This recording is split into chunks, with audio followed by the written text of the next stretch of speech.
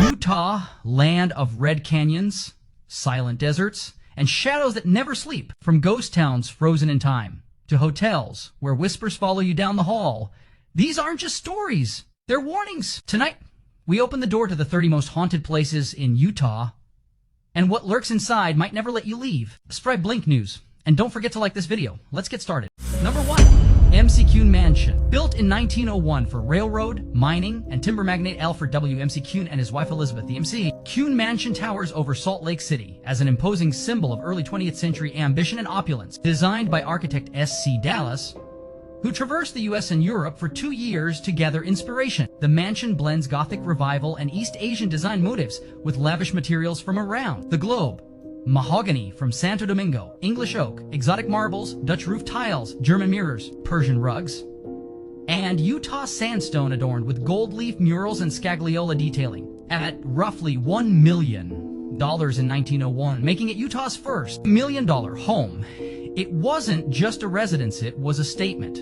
With 21 grand rooms and 2 ballrooms, this stately hilltop estate became a theater of elite gatherings and lavish affairs. A living landmark with many faces from 1920, the McCunes donated their palace to the LDS Church. Intended as a residence for church president Heber J. Grant, but ultimately transformed into the McCune School of Music and Art, the mansion echoed with melodies for decades. By 1957, it became the Brigham Young University Salt Lake City Center, and in 1973 transitioned to the Virginia Tanner Modern Dance School, where young dancers swirled in its ballrooms. By the 1990s, time had worn on its beauty, but after suffering damage from the 1999 Salt Lake City tornado, Philip M.C. Carday purchased and meticulously restored the mansion, completing his labor of love by November 2001. Today it stands as an elegant event venue for weddings, corporate gatherings, receptions, and tours entry by appointment only, but beneath the grandeur lies a darker, chilling undercurrent. Guests and workers have reported cold spots,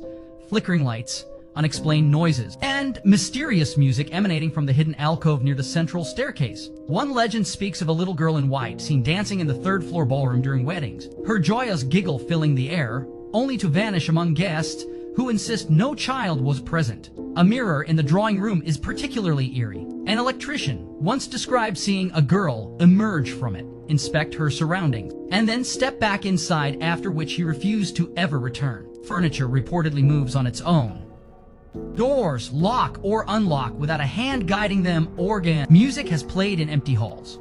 Whispers and disembodied voices haunt the corridors. And on tranquil evenings, especially around Christmas, guests whisper of a man in a black cape gliding through the shadows as if watching his domain from beyond. Many believe these spirits might be friendly, perhaps remnants of Elizabeth McCune tending her beloved kitchen utensils, or the dancing child from the era when the mansion housed music and dance students. But some encounters, like that of the electrician, remain deeply unsettling. This place is more than architecture, it is an echo chamber of time, where past and present collide. From opulent design to whispered footsteps, from scholarly tunes to ghostly giggles, every corner seems to hold both a story and a secret. Want to uncover more haunted tales and hidden histories just like this? Hit subscribe, ring that notification bell, and join us on Blink News, where every shadow tells a story and every mansion has a whisper. Number 2. Devereaux Mansion. A storied past cast in sandstone, built in 1857 for English immigrant William C. Staines. The Devereaux Mansion arose as a bold architectural statement on South Temple in Salt Lake City. Designed by architect William Paul, its elegant late Victorian facade and mansard roof reflected opulent tastes of the pioneer era. By 1865, the home exchanged hands to Joseph Angell Young, son of Brigham Young, before being acquired in 1867 by the mercurial entrepreneur William Jennings, Salt Lake City's first millionaire. Jennings expanded the mansion into a social hub, entertaining dignitaries including General William Tecumseh Sherman. He named it Devereaux after his family's estate in England. Through the 20th century, the mansion morphed from a Keeley Institute treating addictions to mining company, offices, then lifeless vacancy, before succumbing nearly completely to a devastating 1979 fire, restored in the early 1980s. It later served as a reception center and restaurant. Since 2005, the LDS Church preserves it as a historic meeting space. Behind its dignified walls,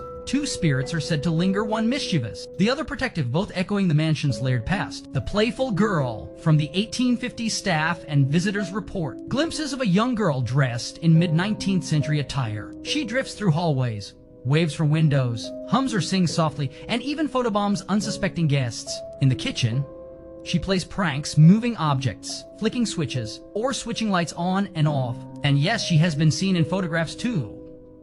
The protective female spirit, the second presence, is adult in form and fierce. In demeanor, a figure believed to be a former housekeeper or devoted resident. She's known to throw things, especially if she senses disrespect or misuse of the mansion. Her actions suggest guardianship, a spectral sentinel preserving the mansion's sanctity, ambient anomalies. Alongside these apparitions, the mansion is riddled with classic haunted ambience, cold spots, doors that close on their own, flickering lights, and eerie, unexplained movements. It's as if the house itself remembers and resists being forgotten. This mansion is a time capsule bearing witness to Salt Lake City's transformation from pioneer society to industrial cityscape. It has worn many faces, from elite residence to medical cure center, corporate hideaway to near ruin, and finally, a restored jewel. Within its preserved grandeur, whispers of the past refuse to be silenced, manifested through playful apparitions and protective spirits. Intrigued? Want more haunted histories and secrets from Utah's most storied structures?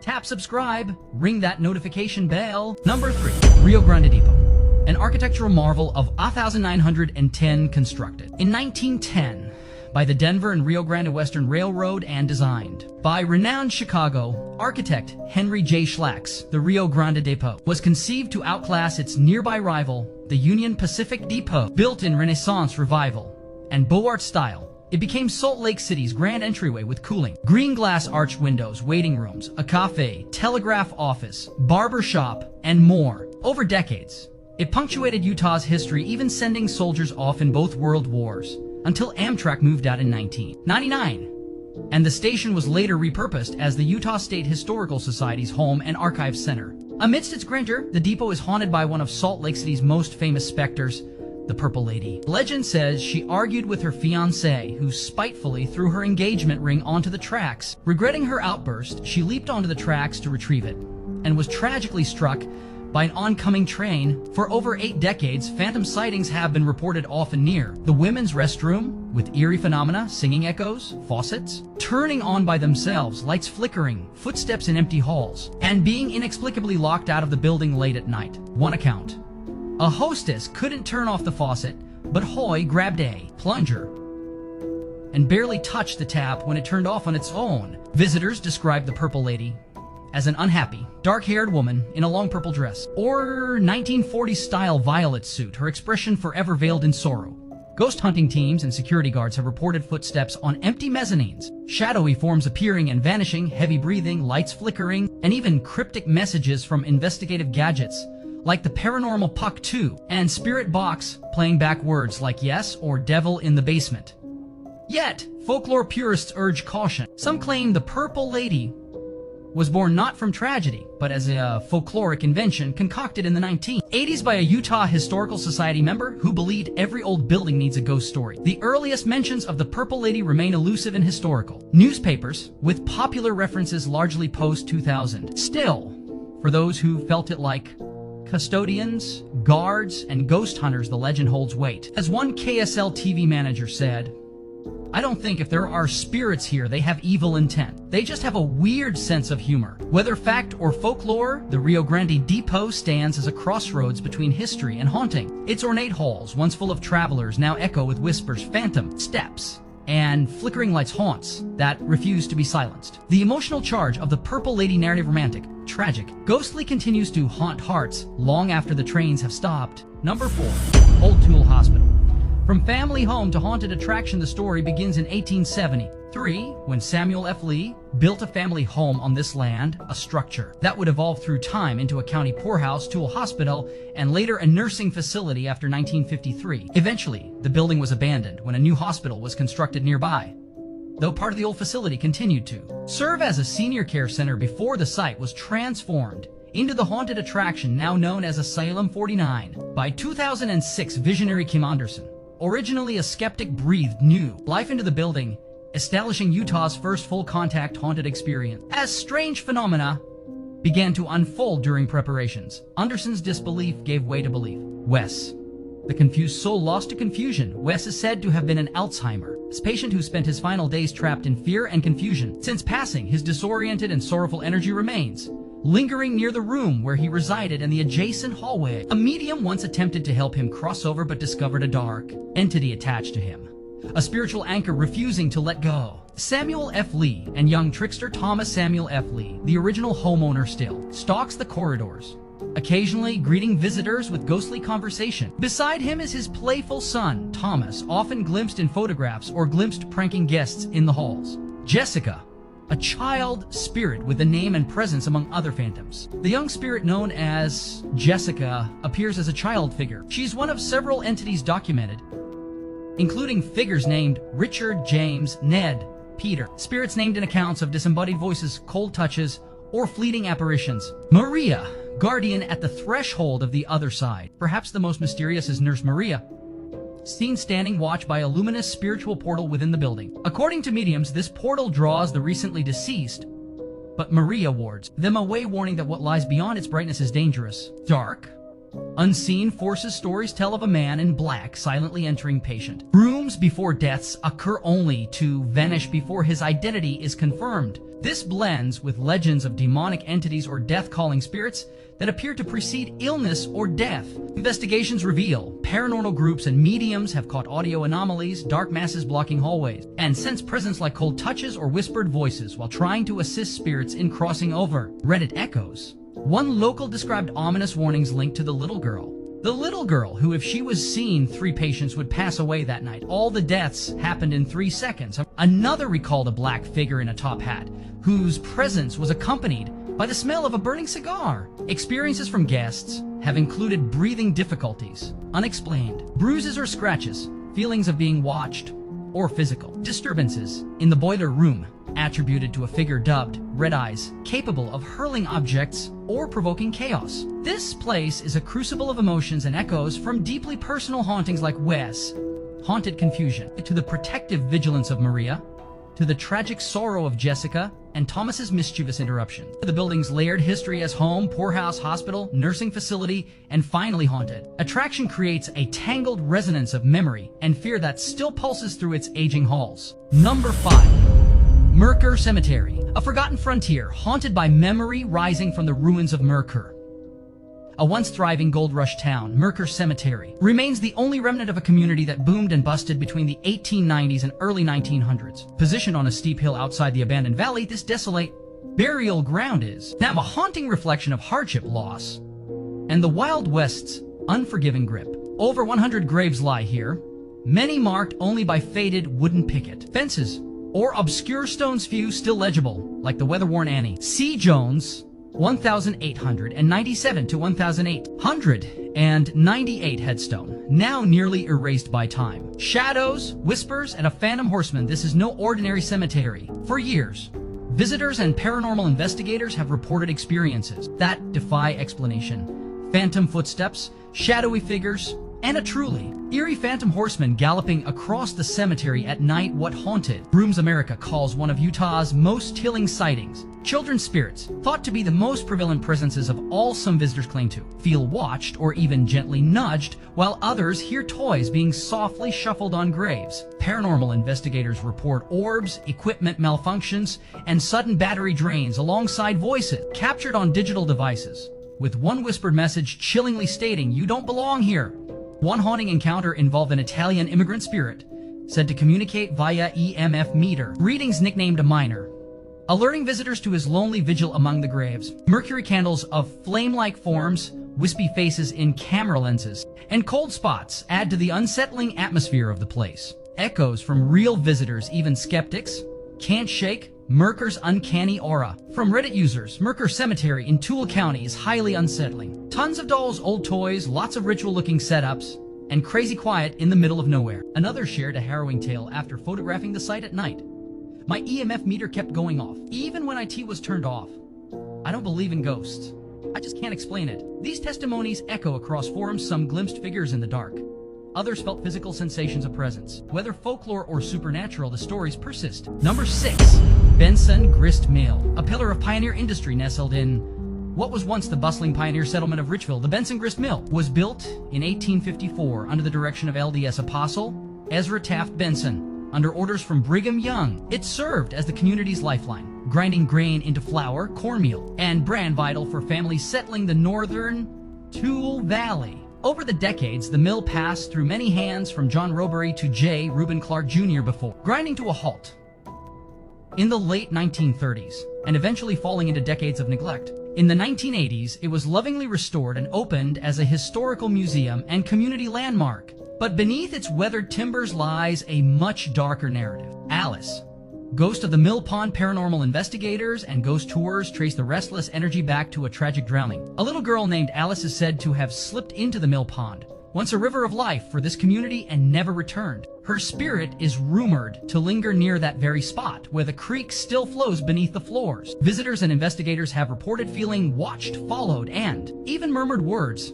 as if Alice remains trapped between worlds. The restless mill worker and malevolent presence investigators recount encounters with. Fiery energy, not just from Alice's innocent sorrow, but from an angry male presence. Some describe a shadowy mill worker still laboring beyond the grave, touching guests, causing equipment malfunctions, and manifesting as a poltergeist-like force. According to the Ghost Adventures episode aired in April 2021, Zach Bagans and team were overwhelmed by this dark energy shadow, figures, poltergeist activity, and a brooding male presence dominated the mill's atmosphere, especially as they attempted to contact Alice. One of the most spine-chilling moments captured during Ghost Adventures was the appearance of a mysterious red mass, a ghostly, mist-like apparition that materialized just outside the mill. This vivid phenomenon, unseen and unexplained, added a layer of eerie surrealism to the investigation. The Benson Grist Mill is more than a historic relic.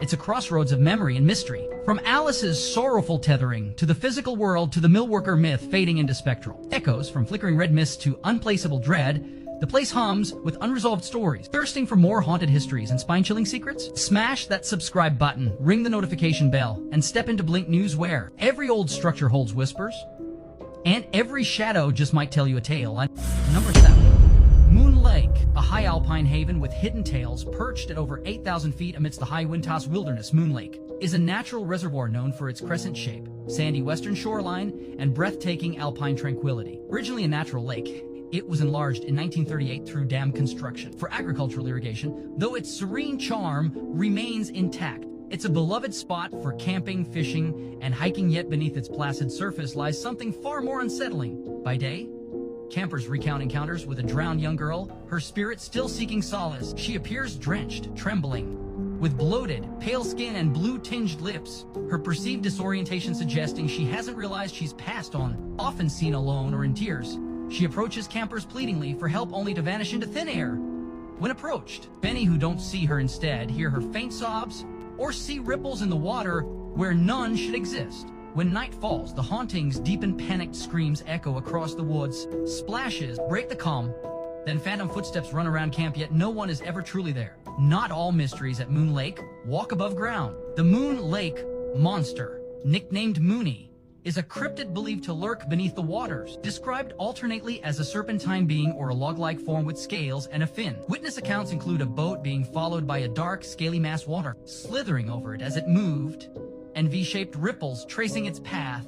Sightings often occur at dawn or dusk during calm conditions. Some legends trace the stories back to Ute tribal folklore, where a burial canoe was dragged under by an unseen force, interpreted as a warning of the place being cursed. Combined, the spectral girl and the aquatic cryptid weave a chilling tapestry juxtaposing heartbreaking tragedy with mythic mystery. Moon Lake becomes more than just an escape into nature. It transforms into a liminal zone where echoes of loss and the unknown converge. Reddit campers have shared glimpses of Moon Lake's strange reputation. Moon babies in Moon Lake, its own Loch Ness-type monster, and Moon Lake is bottomless. These offhand local musings reflect how the lake's quiet beauty belies a persistent unease in its lore. Moon Lake stands out as one of Utah's most beautiful yet haunting landscapes. The sorrowful shade of a drowned child, the serpentine shape beneath, the cries carried on the breeze, they all demand to be remembered. Feeling intrigued? Want to uncover more chilling tales and hidden histories from Utah's wild places? Smash that subscribe button, ring the notification bell, and step into Blink News, where every lake has a lament and every ripple hides a story. Number 8.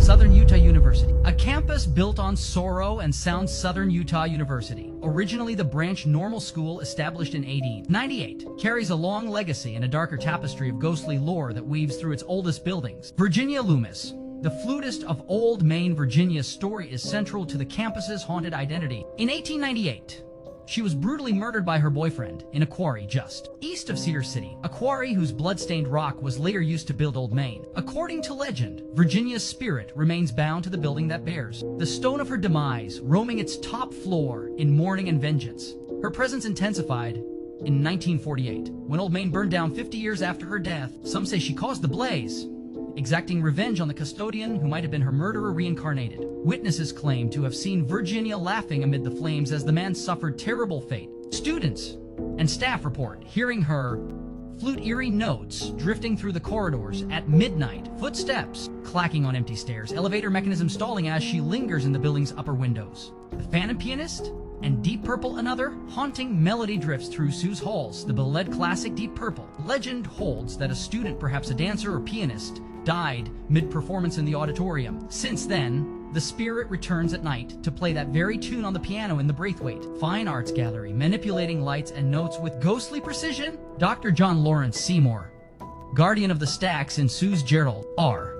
Sherritt Library. The spirit of Dr. John Lawrence Seymour, a composer, playwright, and longtime librarian who passed in 1986, is said to linger in the special collections room. Staff have reported glimpsing a dark figure only half seen floating across the room before fading away. Sue's Theater area's harbor, more than student performances. Beneath the Adams Memorial Theater and its dressing rooms, whispers echo in underground tunnels. Performers speak of children and a mysterious man, perhaps a once dedicated actor, whistling lines from plays or reciting them in the dark. These hauntings aren't merely campus lore, they echo through time, drawing curious students and paranormal investigators alike. Sue even hosts the See the Ghost of Virginia tradition, late-night campus gatherings where torch-bearing alumni and students wait for apparitions in Old Main's windows at midnight. As Dr. Kyle Bishop, Sue's paranormal storyteller, puts it, most ghosts or energies aren't evil. They're often simply confused over how they died or why they're still lingering. Here, on a campus built with bricks stained in tragedy, music becomes echo, whether it's the flute's lament, the piano's final refrain, or the muffled footfalls. In library archives, Southern Utah University is alive with spectral resonance. Number 9, Rock Canyon. The canyon of climbs and unsettling echoes nestled at the edge of the Wasatch Range. Rock Canyon is known for its dramatic geological features, steep cliffs, and proximity to Bayou. It draws climbers, hikers, and thrill-seekers alike, but beneath its rugged charm, a darker energy lingers, steeped in history and loss. The canyon carries tales of fallen climbers and whispered legends of spirits that won't let go. Tragedy on the rocks, deaths carved into stone over the years. Rock Canyon has claimed its share of lives. Climbers have fallen, lost their grip, and vanished into the ravine. These tragedies have imbued the rock faces with a charged energy and atmosphere, where the edge between life and the unseen feels breathlessly close. Witnesses recount a chilling figure, a man dressed in garb reminiscent of the 1970s or 1980s who appears motionless atop a precipice, then instantly runs down the sheer rock face, defying gravity only to disappear just before reaching the base. Let's Roam describes this apparition as standing on the edge of the cliff, runs straight down the cliff face, disappearing right before he hits the ground. Haunted-places.org conveys a similar vision. A man in 1970s or 1980s clothing standing on a rock peak, then running very quickly down the mountain before vanishing and leaving an uncanny chill behind. More haunting still. Casby Real Estate's blog reflects the same phenomenon. A ghost runs or glides down the canyon wall at an impossible angle, vanishing just before he hits the ground. This unsettling spectacle seems born from anxiety, perhaps an echo of fatal accidents, or a spirit locked in repeated flight from an unseen force. The Phantom Runner is just one note in Rock Canyon's dissonant symphony. Visitors have reported hearing unseen footsteps trailing them, faint whispers light as fallen snow, the anguished wails of a woman, and the bleeding echoes of sobbing weaving through the rock walls. Some link these echoes back to the Battle of Fort Utah, where a UT group, led by Big Elk, sought refuge in the canyon, only to suffer fierce losses. Big Elk's wife reportedly plummeted while climbing her death anchoring sorrow to the cliffs, and carved into the stone faces ever since. Rock Canyon's swept walls aren't just a climber's challenge. They're a canvas of spectral stories. Between the tragic falls, whispered histories, and the vanishing runner, The canyon feels less like a place and more like a portal, where every echo might be remembered and every footstep is observed. Think you're brave enough to hike these haunted heights? Hit subscribe, ring that notification bell, and join us on Blink Newsware. Every trail has a tale, and every shadow might just be chasing you. Number 10. Harold B. Lee Library. Whispered legends among the stacks tucked within Provo's bustling campus, the Harold B. Lee Library, HBL, is famed as a scholarly hub, but within its oldest corridors dwell stories that chill even the most studious among us. Ghostly moans and sinister temperature swings visitors to the reading room report sudden. Drops or spikes in temperature, creating an unnatural chill even during busy study hours. Some have heard haunting moans, soft but unmistakable, drifting through the stacks in a building otherwise known for its silence. The unmovable ghost chair in the harp room, a single chair, appears to defy all logic. No records trace its origin. Multiple attempts by staff to relocate it fail, yet the chair always returns to the same spot. Whatever force brings it back remains a mystery. Library staff, intrigued and puzzled, note these tales may have gained momentum online, but the chair's persistence remains unquestioned. Haunting through the glass, one student finishing late work spotted a woman through the reading room window. Approaching to engage, he found no body. The figure vanished, leaving only silent glass behind. Chills in the archive in the Primrose Viola archive. Staff recount cold spots, sudden sensations of being watched, and unexplained footsteps, leaving some convinced that unseen presences linger among the scores and instruments. Even a skeptical student-turned-investigator felt an icy presence in the harp room while recording. His camera captured a strange growling sound during a temperature shift. He emerged convinced. You can just feel that you are not alone. I think whatever spirit is there is definitely unhappy. On Reddit and campus platforms, whispers circulate. I've also heard about the library being haunted. The Primrose Viola archive always feels like something is watching over my shoulder. These anecdotal ripples affirm that the uncanny isn't contained just in one corner. It's woven throughout the building's atmosphere. In a place devoted to knowledge, the uncanny finds space between whispers and warm pages. Ghostly moans resonate behind study whispers. Temperature swings chill eager minds, and alone, returning chair dares skeptics to think twice. Curious about more hidden spines and silent stories from Utah's storied halls? Smash that subscribe button, ring the notification bell, and step deeper into Blink News, where every corridor conceals a whisper, and every chair might just be watching.